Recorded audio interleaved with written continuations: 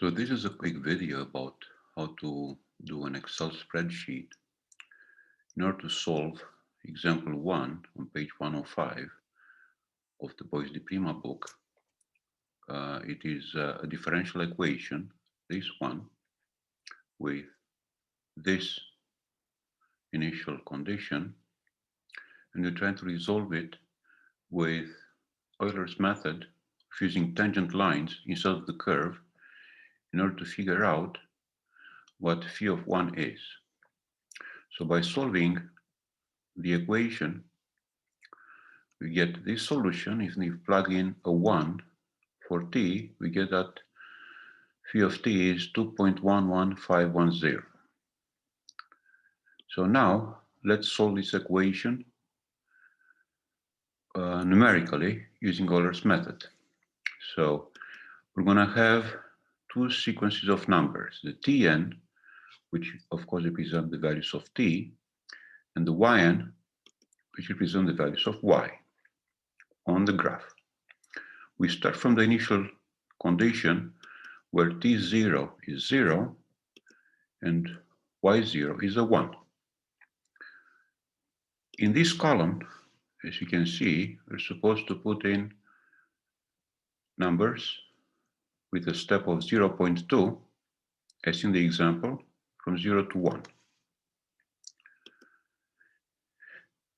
In this column, we're just going to put the first value, and for the next values, we're going to have a formula.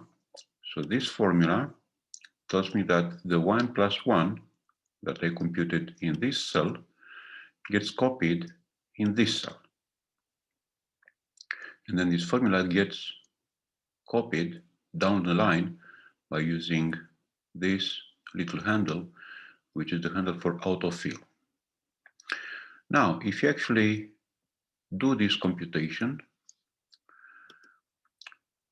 what you have to put in here is f of tn and yn. So that's the formula for f of t and y, and you're supposed to replace these values, which are the values of t, and these values, which are the values of y. So this is this formula with d3 for t and e3 for y. Finally, from the point 0, 1, what we're supposed to do is to go along the tangent, and we know that the t goes to the right with the value of the step, and the y is going to be the old y plus the slope, which is the phi prime of the t. That's what we computed in here, the f3 value, times the step, which comes from the very simple definition of what the slope of a line is. So after all this,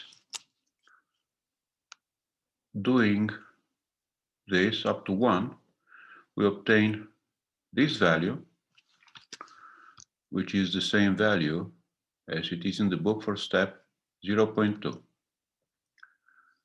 Your task now is to do this right-hand thing, which is the same, except the step is not the step given in the book of 0.2, but is whatever you enter in this cell here.